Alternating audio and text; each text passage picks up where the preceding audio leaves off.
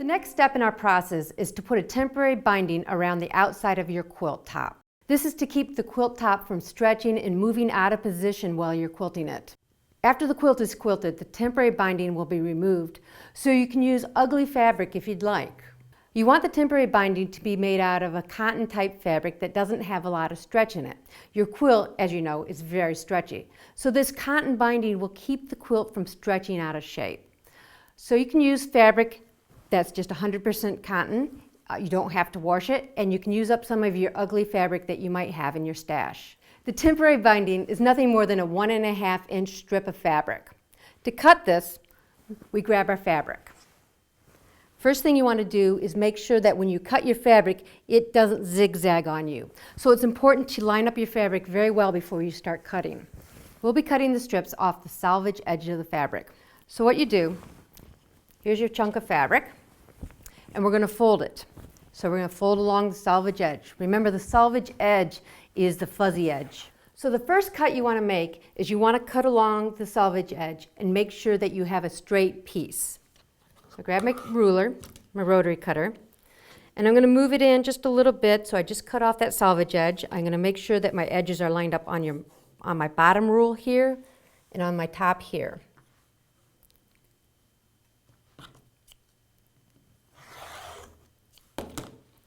Next, I want to open up my selvage edge that I just cut off, and I want to make sure that there's no zigzags that you would find if you cut it crooked. And this looks really nice and straight.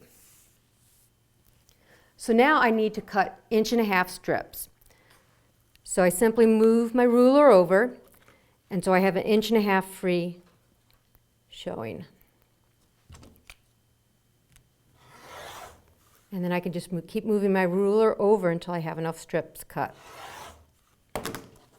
And there you have it. You have your fabric ready to put on the outside of your quilt as a temporary binding. To make sure you have enough temporary binding for all 4 sides of your quilt, you'll need to calculate how much temporary binding to cut.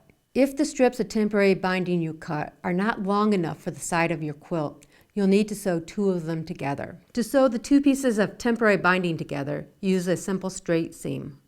The first step to put on your temporary binding is to fold your quilt into an accordion fold so it's easy to work with. Start by finding the right-hand side of your quilt. There's my top right there. And I'm simply going to do a quick little accordion fold.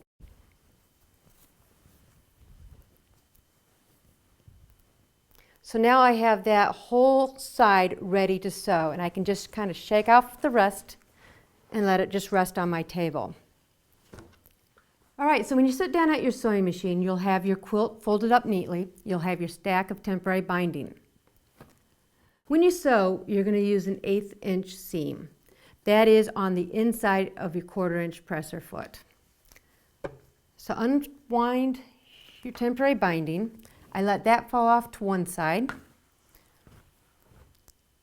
Then I open up my quilt and I start my temporary binding flush at the top of the quilt. Again, when you start sewing, grab the back of your tails of your thread. As I sew, I'm letting the machine pull the fabric. I'm not pulling forward, backwards, I'm just letting it gradually be fed through the machine. That way you're not stretching the quilt as you're sewing it on.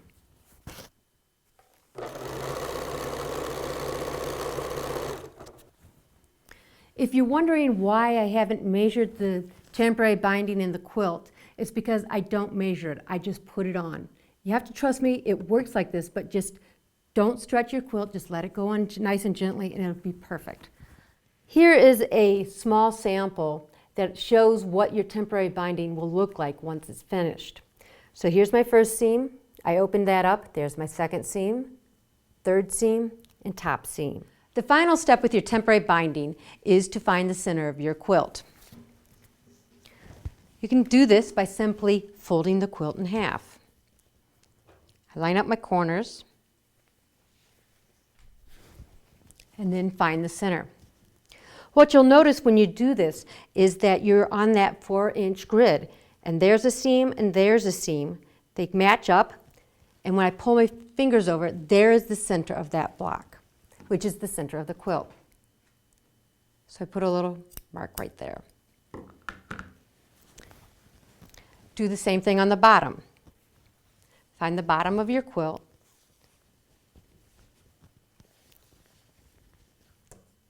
Line up your two corners.